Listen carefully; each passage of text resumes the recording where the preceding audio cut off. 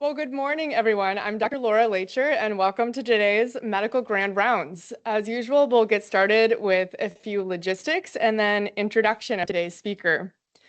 Please be sure to join us for next week's talk, which will be Artificial Intelligence in Medicine, One Battle After Another, given by Dr. Craig Riley.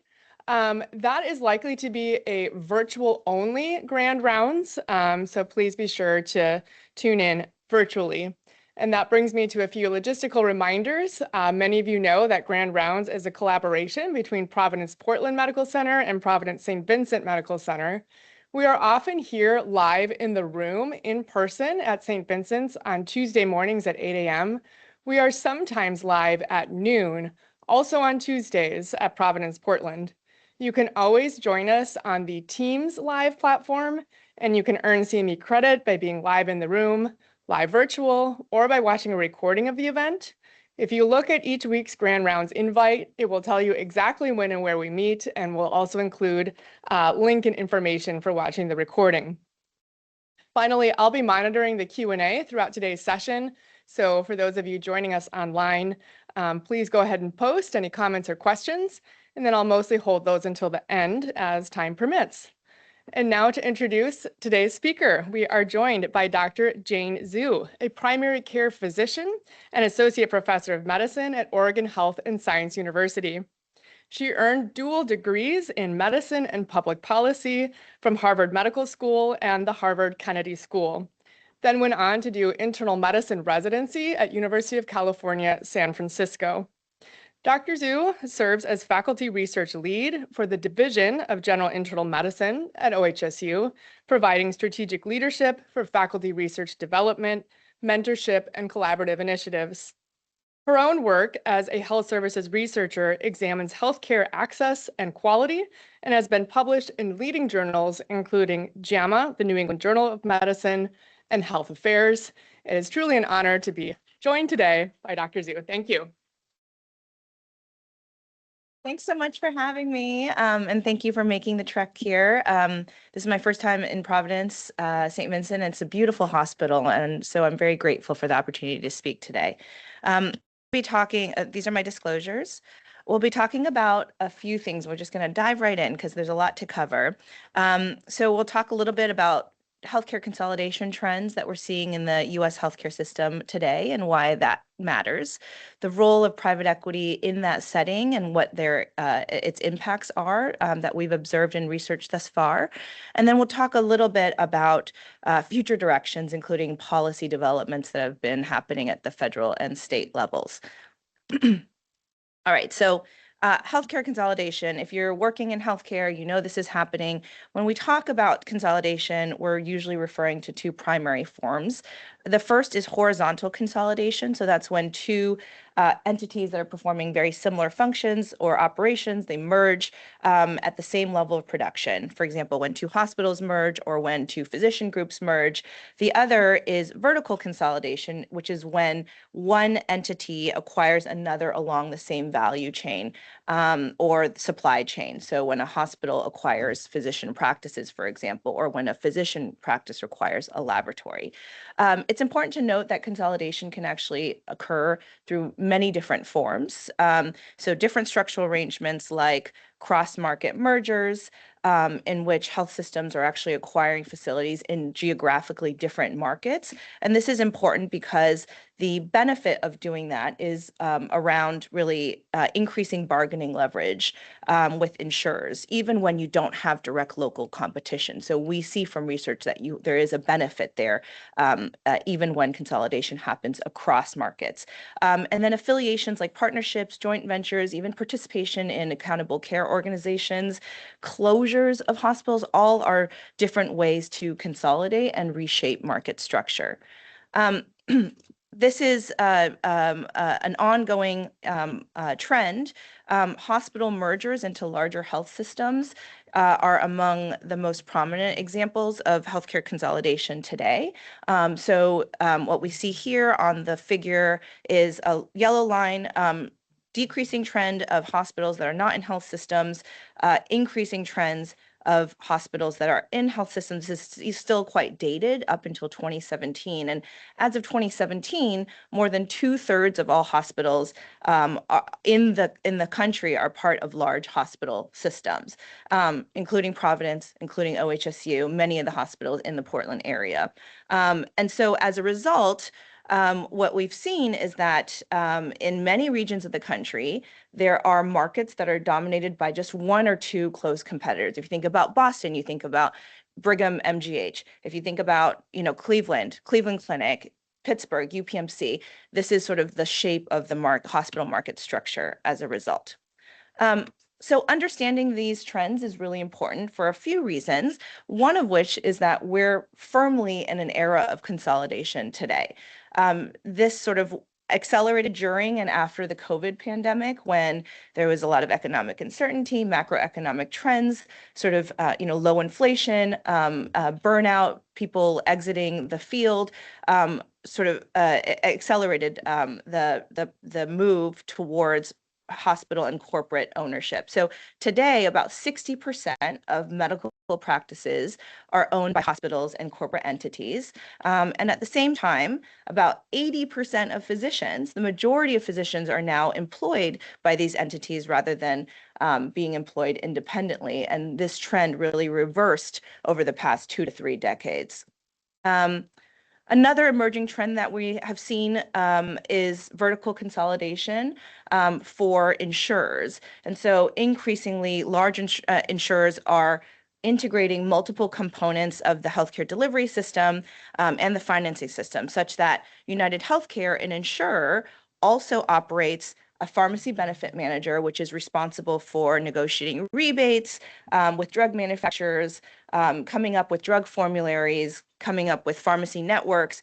They also then acquire a specialty pharmacy, which dispenses those medications, and then they own the provider delivery organizations that prescribe those medications and deliver care. And so you can see from this diagram that almost every major insurer has this sort of vertical integration system in place, and we're increasingly seeing that across the entire care delivery pipeline. In theory, there are lots of good effects from consolidation. There might be economies of scale, so lower costs of coordination, maybe population health management or segmentation is permitted. Larger organizations tend to operate protocolization, standardizing care, and potentially you could see quality gains from that. Increasing market power is one of the main benefits, and in a market where you have commercial negotiation for payments, that allows these organizations to have bargaining leverage to negotiate higher commercial payments, particularly because you can't do that in Medicaid and Medicare, which systematically underpay physician services. And then you have the ability to potentially align incentives. For example, if an insurer and a physician are aligned, then they are in theory, trying to save money and underspend. The bad, though, also exists. And so you might see increased prices or healthcare spending, mostly through the loss of competition. You might reduce access to care if consolidation requires closure of overlapping services or organizations. Bigger organizations might be administratively more complex. And then, there's some wage reductions, loss of clinical autonomy, and then workforce implications with consolidation. So what have we seen? Hospital mergers have been happening for years now, and researchers have had a lot of time to study these effects. And so a really large body of literature has examined what happens when hospitals merge in different markets, in different settings, at different times, using a lot of different methodological approaches. And the findings from those studies are actually pretty consistent. They show significant price increases after hospital consolidation. And that usually, you can see sort of the range here, but typically in the range of like 20 to as high as 60%. And those price increases are higher when consolidation is between close competitors in a market, as we might expect. But what we see is that prices go up even if consolidation happens between hospitals in different markets. And that's because of bargaining leverage, nationally, regionally, et cetera. And so the overall majority of empirical evidence suggests that consolidation consistently increases prices that hospitals receive from payers. We see the same effects when physician practices vertically consolidate with hospitals. Physician and clinic prices go up, patient spending goes up. There are observed changes in diagnostic imaging and labs, other parts of the care delivery system. So, we'd think if big hospitals sort of allow themselves to negotiate higher prices, what happens when insurers consolidate? In theory, we would think that when insurers consolidate, we might expect lower provider prices, because the same thing happens where dominant insurers can exert leverage over what providers they can include in their networks and the rates that they get. And empirical research does show that in markets where insurers are more concentrated, the growth in hospital prices tends to be slow relative to less concentrated markets. But interestingly enough, those savings are not passed down to consumers. Instead, insurer consolidation actually is associated with higher insurance premiums on the order of about 7 to almost 20%. And finally, despite really consistent evidence on higher spending, higher prices, some of the arguments for continued consolidation is, well, we might see better access, we might see better quality. And the evidence, the brunt of evidence has not shown that to be true. So most studies in this area find no consistent differences in quality or potentially mixed findings. Some evidence has suggested worse outcomes in more concentrated markets. One commonly cited study showed that heart disease patients in California hospitals that merged had a almost 2% increase in higher mortality and a 4% increase in procedures in cardiology. And the studies have also shown that service consolidation or closures can potentially reduce geographic access, particularly in rural areas. The Government Accountability Office just released a report a couple years ago showing that when rural hospitals close, people have to, in those areas, have to travel an additional 20 miles for inpatient services and an additional 40 miles for less common services like substance use treatment and things like that. So I wanted to lay that out so that there's a context for why we're seeing these other investors and other trends like private equity ownership of healthcare in these markets today. So how does private equity fit in? For many people, I think public awareness of private equity investment in healthcare has really been shaped by news stories of the most negative, sort of egregious cases. So one example of that is Hahnemann Hospital. I trained in Philadelphia for fellowship. And Hahnemann Hospital was a safety net hospital in the middle of downtown Philadelphia and had been active in the community for 150 years. In 2018, when I left fellowship, the hospital was acquired by a private equity firm. And within a year, the private equity firm declared bankruptcy. It had stripped all of the hospital assets. It laid off all the staff and left 500 medical students and trainees in search of placement. And so all the other systems in the country had to absorb those trainees at very short notice. And so that's been covered very, very widely in the media. Another widely publicized case, which you may have heard of because it was in the news a ton, was Steward Healthcare in Massachusetts.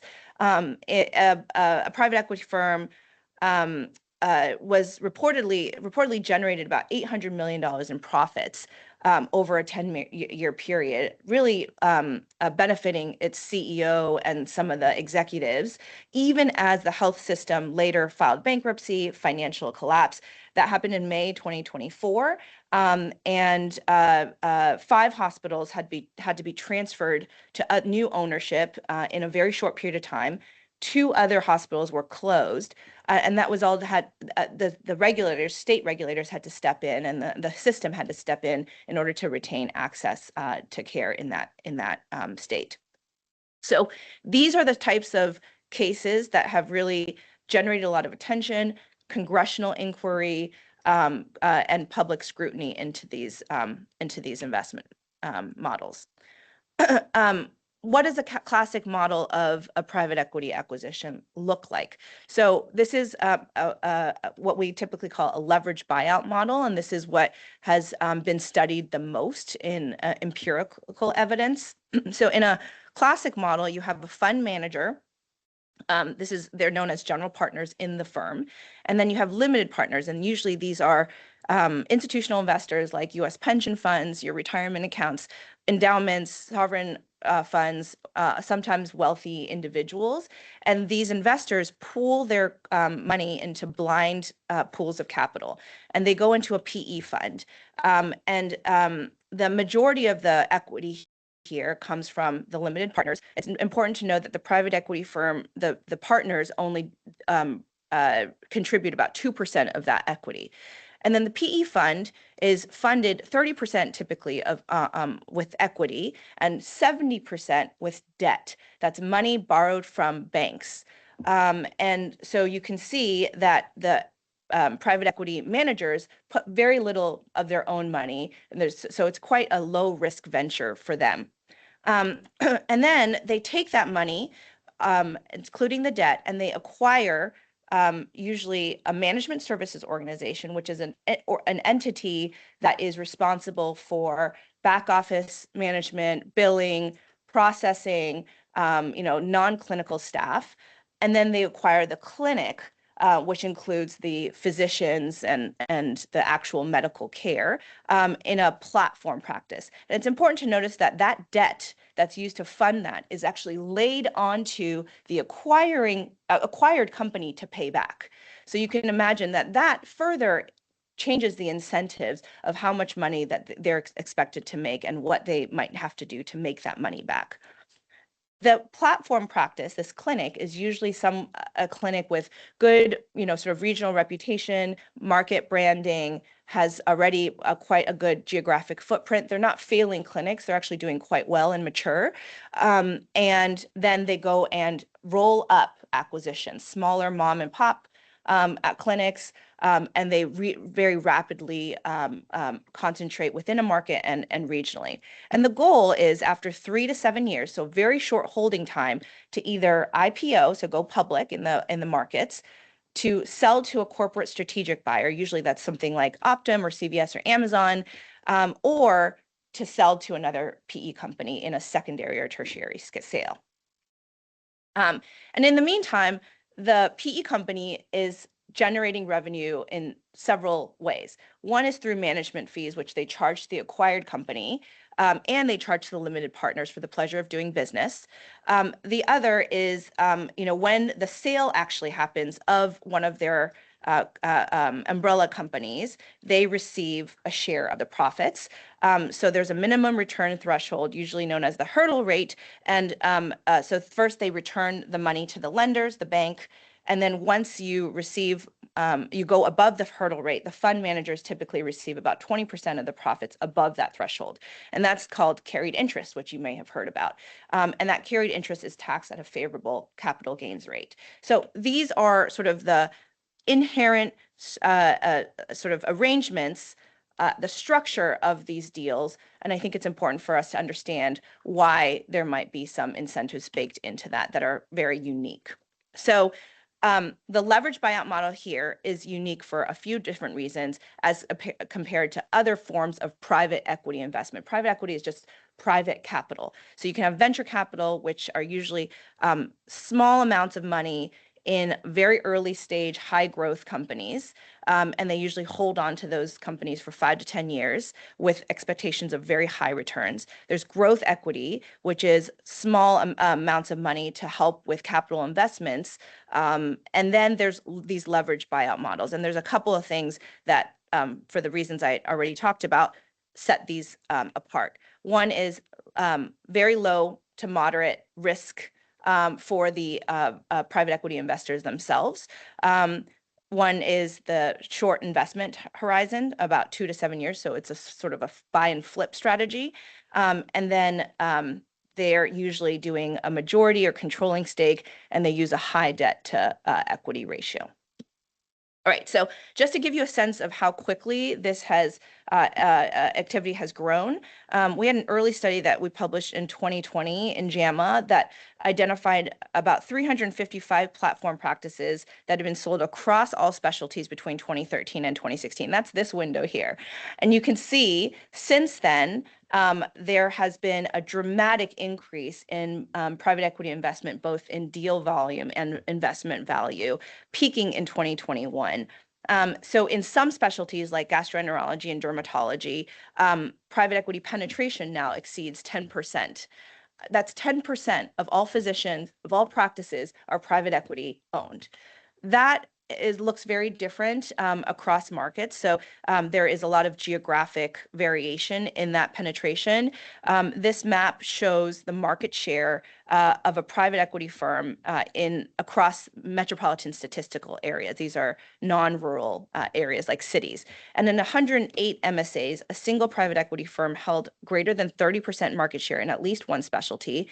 In 50 MSAs, a single PE firm held a greater than 50% market share in at least one specialty, showing that this is a mechanism towards consolidation. All right, so what have we learned? So there's a growing body of research, and this is sort of a pet project for me. I'm personally interested in healthcare markets, but the reason I entered into this is because during the time that I graduated from fellowship is when people were starting to look at jobs, and they were saying to me, the practice I'm looking at is selling to private equity or just sold to private equity. What does this mean? And we didn't know at the time. And so it is through these years of study, this research is just really challenging to conduct, in part because there's very little transparency on who owns what in the healthcare markets. And so this requires manual hand-picked, hand-collected data with lots of verification. So just to give you sort of a sense of what that involves. So across studies, the most consistent finding, and this might not be surprising to you, is that private equity acquisition is associated with higher prices and higher spending compared with similar non-acquired practices. So the figure on the left is showing what we call an event study analysis. The x-axis is quarters relative to PE acquisition. The y-axis is US dollars. And this figure is showing changes in total spending per practice. And it's comparing the private equity acquired practices to the non-acquired controls, match controls. And so as you can just basically see, we hang very tight, everything's level before acquisition, and then after acquisition, there's a clear trend towards higher spending. And so across the measures that we looked at in this study, we saw a 20% increases in charges, 11% increase in allowed amounts, which is a proxy for prices, a 16% increase in volume, and we also saw other evidence of increased intensity of services. When we look at what these fees are due to, we decomposed the price increases into both facility fees and professional fees. And what we see here, very similar chart, is a $92 increase in allowed amount per claim, which is a 20% relative increase. These are for GI practices only, and that was driven by a 78% relative increase in professional fees. So this study was comparing to health system affiliated practices, and the big differential that we were seeing was increased negotiated professional fees in the commercial markets. We also see evidence of changes in practice patterns and utilization. My husband's a retina specialist, and in retina, they prescribe very commonly 2 injectable medications that are used to treat macular degeneration and diabetic retinopathy. And these medications are called aflibercept and bevacizumab, and they're clinically similar, but they differ dramatically in price. And so the Medicare reimbursement for aflibercept, for example, is about $1,800 per dose. For bevacizumab, otherwise known as Avastin, that's about $100 per dose. And so what we found was that after private equity acquisition, the utilization of aflibercept goes up, total spending of aflibercept, the more expensive drug, goes up, and that translated into an annual increase of about $250,000 per practice in Medicare spending for medication, this medication alone. So I think an important question is whether the observed effects that we see in this study are really unique to private equity, or are they sort of part and parcel of general trends towards financialization for profit entities in the market? And so a colleague did this study where they looked at outpatient facilities that contract with physician staffing companies in anesthesia. And it's really important to note that in anesthesia, physician staffing companies are really, really common. They contract with hospitals to deliver, physician services, and many of these are private equity owned or backed. So the 8 largest anesthesia staffing firms employ a quarter of all anesthesiologists in the US. So this is a very common arrangement. And so the authors in this study, they compared outcomes at facilities that contracted with private equity backed staffing firms. So this is the bar all the way to the right. And then they looked at facilities that contracted with non-private equity backed physician management firms, and then they looked at controls. So those controls were hospitals that sort of employed their own anesthesiologists. And so across multiple outcomes, allowed amounts, unit prices, the likelihood that a practitioner would become out of network, they saw, significantly larger increases in the private equity-backed physician staffing firms relative to other for-profit management firms, and obviously the controls. And so, that being said, there's also likely an important role that consolidation plays. So economists have looked at price changes for anesthesia practices after the first acquisition in these markets versus price increases that happen after subsequent anesthesia roll-ups. And what you can see here in the red line is after the first acquisition, price effects were pretty flat. And then after the second or additional acquisition within a market, you see very quickly, and on average, 18% increase in prices within 2 quarters following acquisition. So this suggests that there is a very probably important inflationary role on prices that consolidation in that market plays. All right, so I think studies of quality of care in physician practices are pretty limited still, but there is very concerning evidence that comes out of hospitals and nursing homes, which operates, admittedly with different margin pressures. There's different financial pressures there and different models of revenue generation.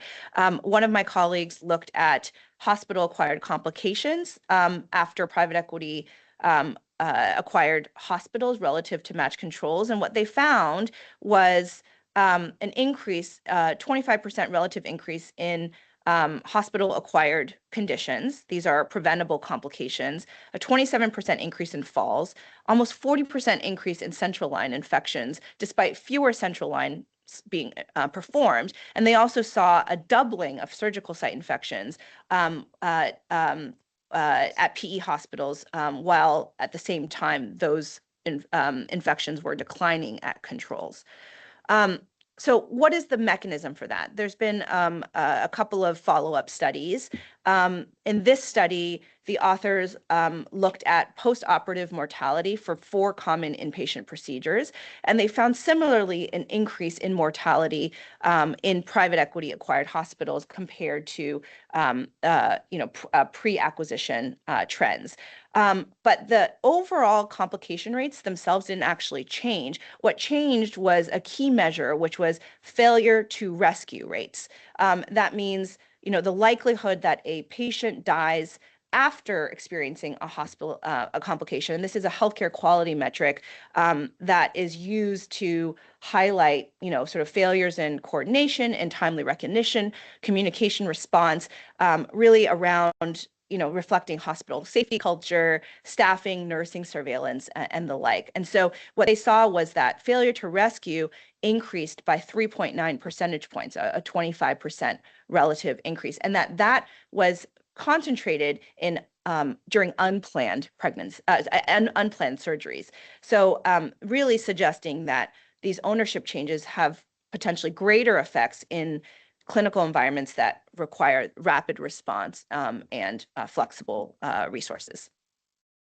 I'm going to skip this, but just suffice it to say, same things that we've seen in the nursing home sector, increases in mortality, increases in taxpayer spending. But what's interesting in the nursing home setting is that there's been studies that are trying to figure out the mechanisms for these changes. And so one way that private equity invests in hospitals and nursing homes that's a little bit different from private practices or independent practices is that they often introduce these new financial obligations. So hospitals and nursing homes will actually sell the private equity firm the real estate that they sit on. And they this is to something called a real estate investment trust. And these arrangements then turn around and they charge the hospital in lease payments that go up over time as a way to make generate revenue. And so what these the nursing home literature has shown, and this particular study showed that after private equity acquisition of nursing homes, interest payments on the debt went up threefold. Lease payments went up 75%, cash reserves went down 40%, and then frontline nursing staffing. So this is LPN, CNAs, really frontline nursing surveillance folks for the patients in the nursing home decreased by 3%. Now that number seems modest, but if you actually think about what that turns into, it's about a full shift per day in a typical 100-bed facility. So this is one of the proposed mechanisms by which hospitals and nursing homes we've observed such concerning quality changes there. And this has been replicated in hospital data. So this is a study that used hospital cost report data as a proxy for staffing levels, and they found 12 to 17% reductions in total hospital expenditures on employees, in total hospital employees, and then a 16 to 18% reduction in salary expenditures. And that was focused in intensive care units, in ICUs and in emergency departments following private equity acquisition.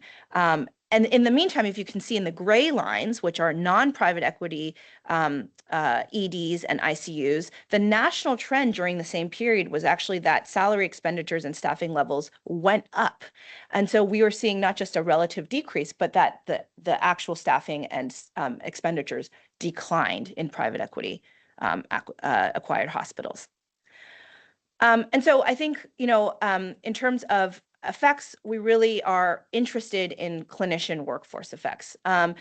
This is really, insofar as we think this is the book of business for investors. Clinicians are really important to the care delivery system, and how they deliver care really comes from that. And so we've looked at workforce effects in private equity owned practices. We've done that across different specialties. This table is from a recently published article that looks specifically at primary care practices, because primary care is such a longitudinal relationship centric specialty with really significant workforce shortages. The potential effects there could be, could have long-term implications. And what we observed was about a 12% increase in total number of clinicians per practice site over a study period compared to match controls. And that suggests that there's organic growth. So these practices are being acquired, they roll up, and there's growth. But at the same time, we actually also observed a larger relative increase in the number of clinician exits per practice, suggesting increased turnover. And that was driven by increased turnover almost a 40% relative increase in exits of advanced practice providers and a 20% increase in exits from physicians, MDs, and DOs. And in this study, we did not count as an exit people who were going to other practice sites within the same private equity owner. We also looked descriptively at whether this was driven by retirement based on ages of the providers, and it did not appear to be so. And so we have partnered. We partnered with the American College of Physicians a few years ago to survey active physicians on how they think about private equity. And the survey was administered in a sample of about 1,400 physicians. And what we saw was pretty significant negative perspectives on private equity related to, things that we would expect: quality of care, healthcare prices, but also patient well-being, but also physician well-being. Physicians facing these pressures and facing this, sort of the prospect of private equity investment are really concerned about what this means for their own longitudinal practice trajectory and their job satisfaction. All right. And so finally, I think it's really important to recognize that the effects of private equity are not uniform across settings or specialties. Private equity has invested significantly in the IVF or fertility sector. They have ownership in 8 of the 11 largest fertility clinics. And this is something that it's a really interesting sector because fertility services are often cash pay. There are ancillary services that are high volume, that are financially lucrative. Higher treatment volume is actually often aligned with better outcomes. And then the patient population is often well educated, they have finances, and they can move with their feet. So they can go to places where there's better outcomes. And so what we see in fertility clinics is actually that private equity investment, once a clinic is acquired by a chain organization, and this is not only limited to private equity, but we see increases in IVF cycles, and we also see increases in live birth rates without any evidence of patient selection. So incentive structures matter, and may sort of the effects of private equity investment might depend on the healthcare sector, whether these are competitive or non-competitive markets. And I think that is a key aspect there, what their revenue models and profit margins look like, whether there's more transparent versus more opaque care quality, and then the extent to which consumers have choices to act on that information. All right, so how am I doing on time? Oh, pretty good. Okay, so I'll try to leave some space for comments and questions, but just briefly, what is next for this sort of trend? There are provider organizations now that are facing increased margin pressures. There's labor shortages. There's an evolving regulatory landscape that we'll briefly review. And so in recent years, private equity interest has sort of moved on from provider organizations. It's still going on, but they're now entering digital health, med tech, biopharma, and the uninvested capital is still exceeding $1.3 trillion. So private equity firms have a lot of money that they're wanting to invest, and when macroeconomic trends improve, lower costs of borrowing, things like that, there is a chance that things will pick up again. And then now, many early private equity acquisitions are reaching their secondary or tertiary sales. So the early owners are now wanting to sell and exit their portfolios. We track this over time, and we found that more than half of practices, this is looking at specifically GI, ophthalmology, and dermatology, which were the earliest forays that private equity had in physician practices. More than half of those practices underwent resale within 3 years of acquisition, so much faster than what we'd expected. And this was after an average growth of 600%, an average growth of 600% in the number of affiliated clinics. So their strategy is really to roll up as many practices as possible, consolidate the markets, and then exit as fast as possible. And so what you see here is most of those sales that we tracked, and this is in the light blue or the teal, this is something like 90% of those sales were happening to other private equity and typically larger private equity firms. Much fewer were, sales to strategic buyers and none that we tracked were actually IPOs or public offerings. Several of them actually closed. And so what we're seeing now in the markets is some challenges in finding these secondary and tertiary buyers, which raises, questions about how sustainable these investment returns are. There's further concern and uncertainty around what happens when a physician practice who had the choice of who their buyer was the first time around, having less autonomy to choose their buyers the second and third time around, what that has in terms of impact on their autonomy and control. So policy, I think the next question is really, if private equity truly represents this growing consolidated force, what are some of the policy frameworks that we can rely on? And so there's a few different domains that federal policy has explored with varying success. The first is transparency rules. So the Biden administration, based on, primarily on the nursing home evidence that I shared earlier, actually mandated ownership and management disclosures for all the nursing homes in the US. They did not extend that to hospitals or to physician practices, in part because there's lots of layers of ownership and the sheer numbers are much higher. That is something that is being explored. There are tools that currently exist around monitoring anti-competitive activity. So there's something called the Hart-Scott-Rodino reporting threshold, which triggers the FTC and the DOJ to investigate mergers and acquisitions. That threshold is $134 million in 2026. So you can imagine for a private equity firm that's rolling small practices up, each transaction is these small practices, you fly under the radar of these reporting thresholds.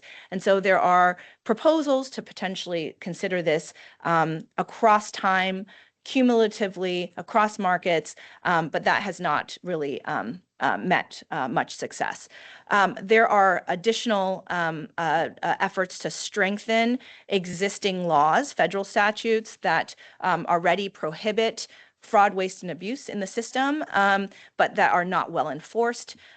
You may have remembered there was a period where some politicians were wanting to close the 20% carried interest loophole.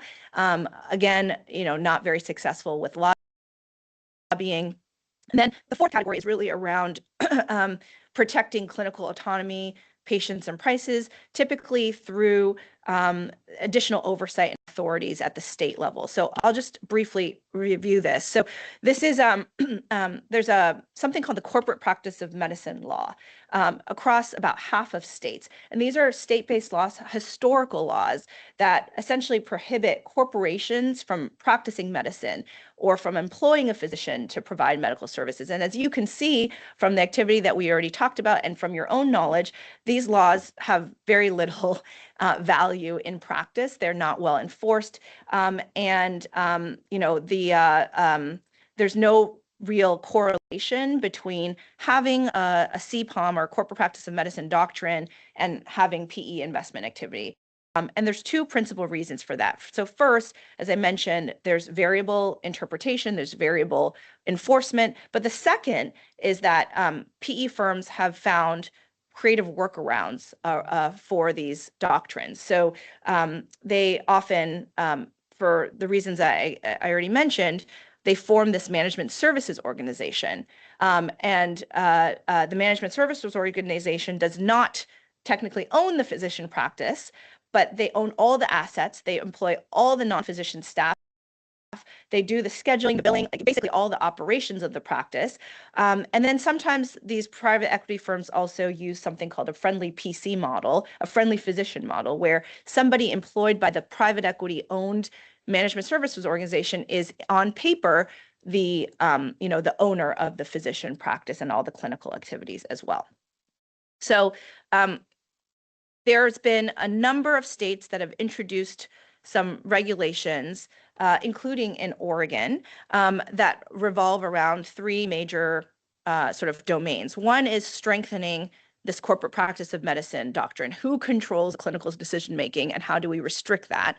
In Oregon, we passed a law in 2025, last year, that attempts to strengthen the corporate practice of medicine doctrine. We can talk more about that in questioning. In Washington, that's been proposed. In California, they also passed that at the end of the year. Transaction oversight, so who can buy healthcare assets, and that typically involves greater oversight and review of transactions, so approval from regulators before you can proceed with a transaction. And then there are some states that are exploring specific restrictions on financial tactics. So the sale leaseback mechanism that I talked about with real estate investment trusts, where a hospital sells off its property and then the private equity firm takes advantage of that by increasing lease payments.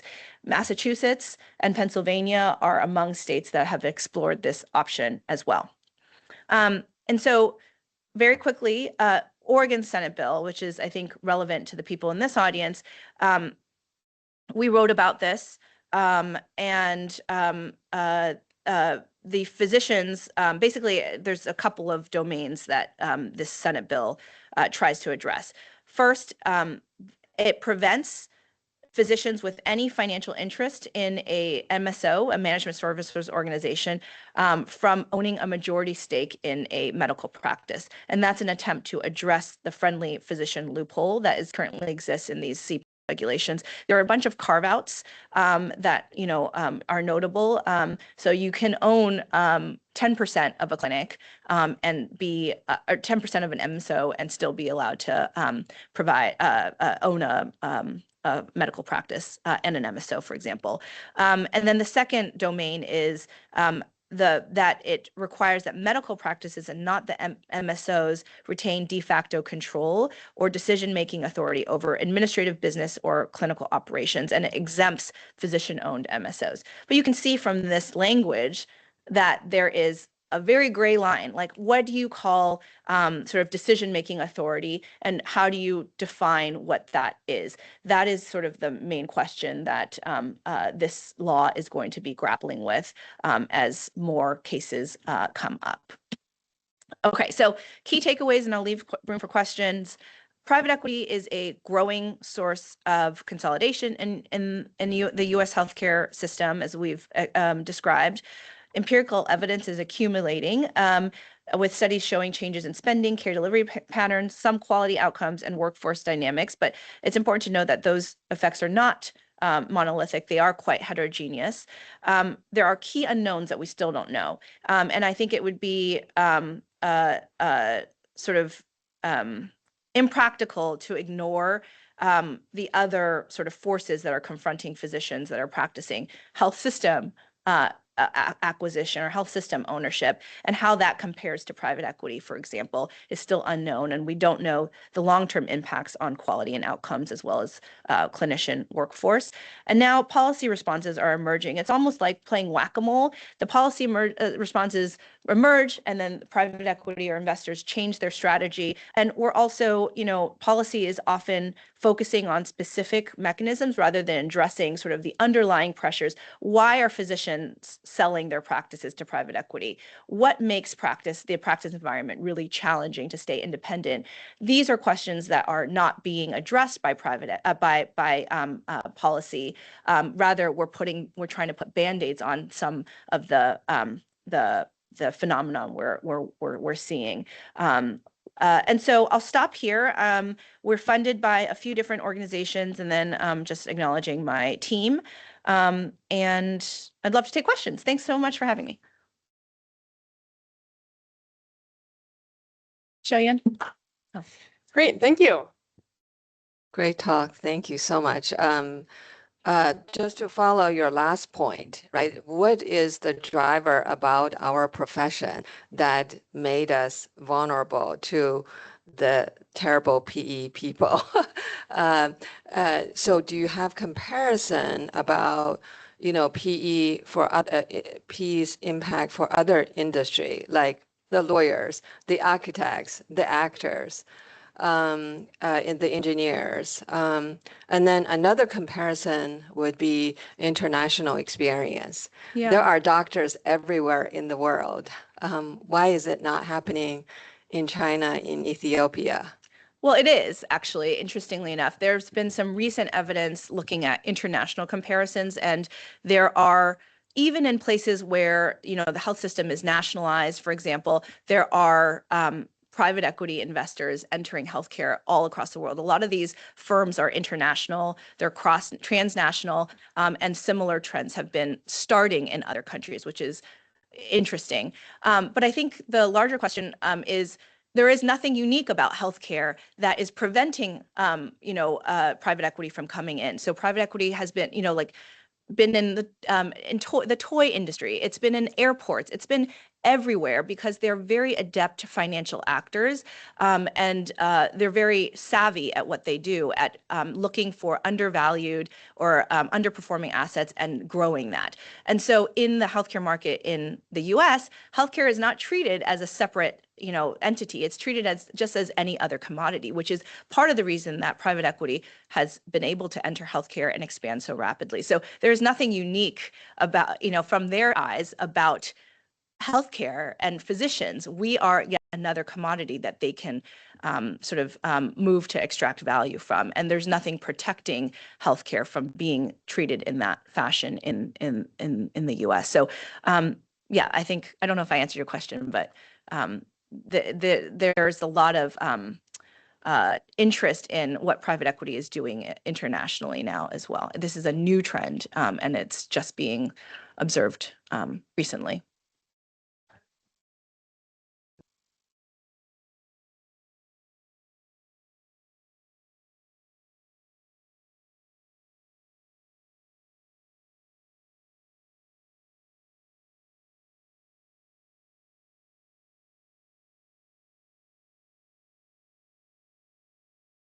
Leadership training, all that.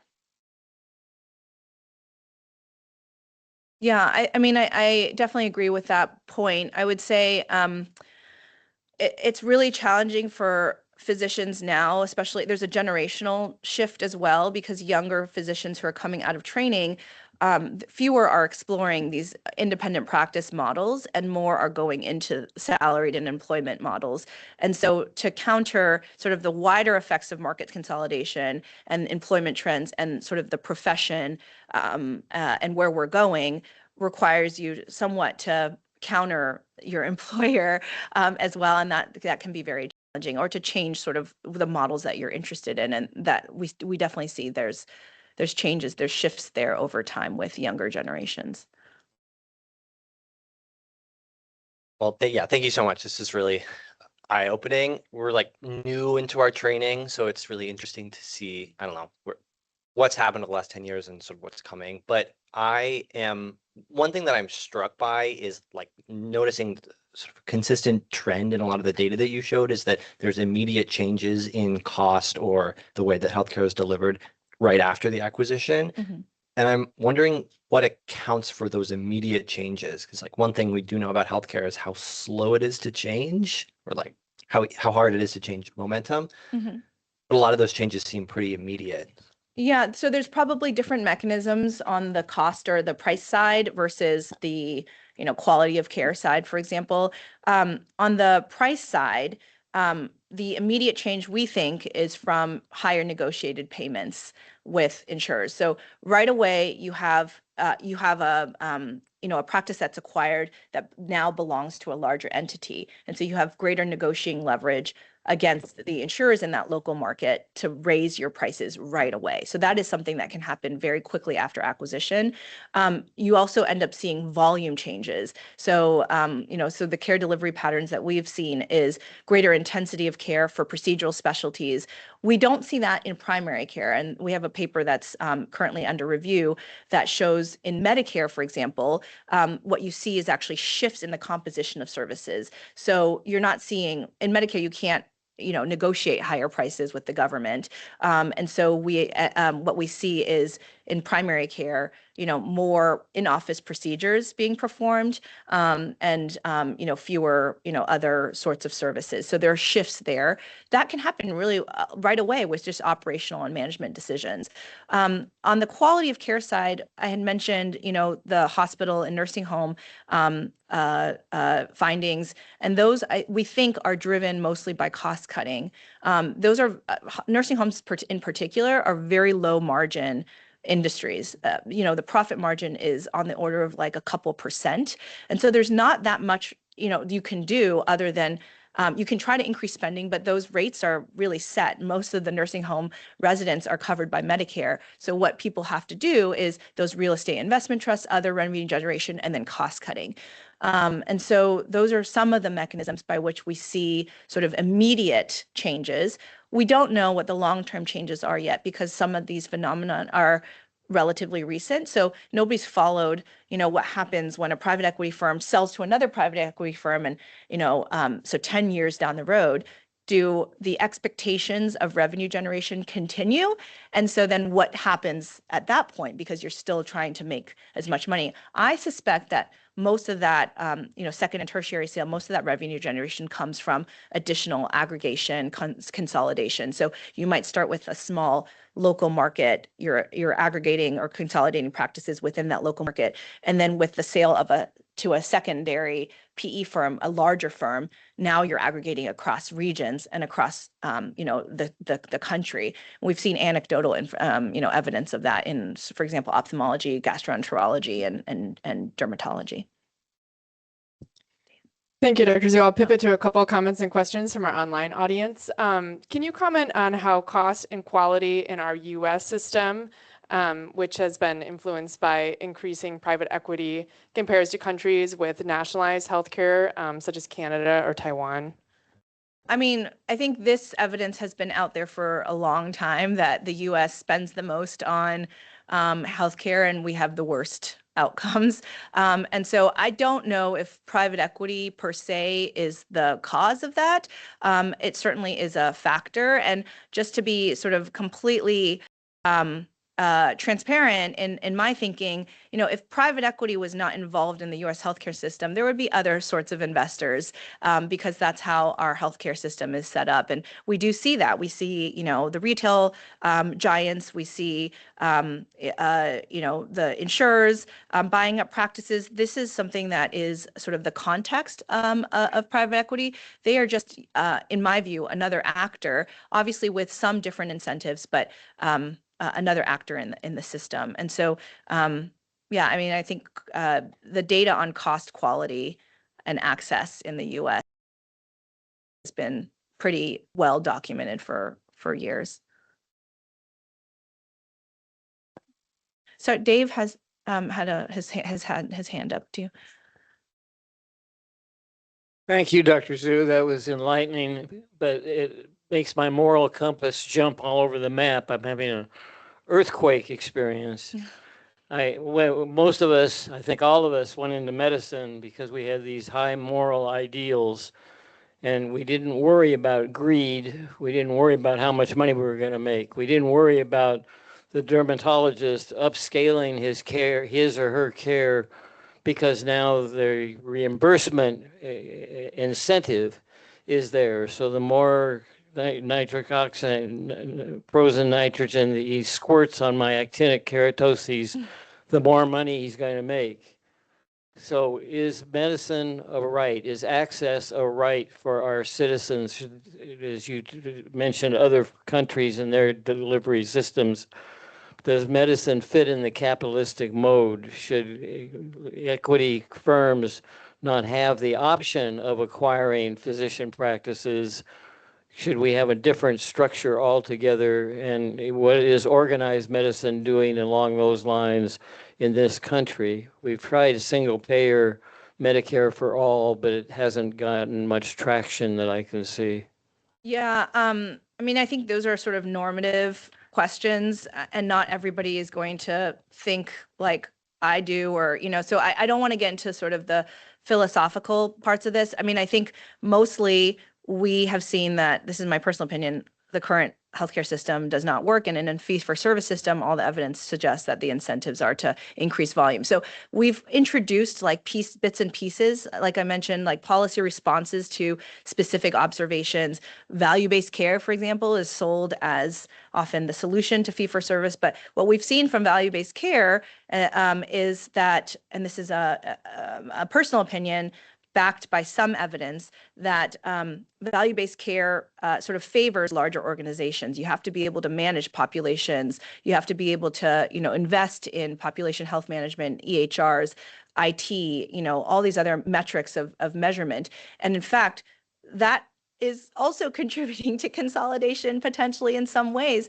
When we talk to independent physicians, they're like, we can't participate in value-based care well because we don't have the economies of scale that are required to do it well. So I think I don't know what the right answer is, and I'm hoping that others in the audience will have the sort of ideas. But certainly, what's happening right now is not generating the best outcomes for our patients. It was one more question. I want to acknowledge we're at 8:59 and some people may need to move on with their day. If we have a couple remaining questions, perhaps Dr. Zhu can take a moment. Thank you. Thank you for having me.